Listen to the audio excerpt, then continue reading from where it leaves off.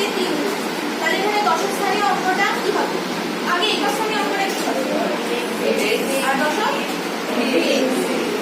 তাহলে মনে করি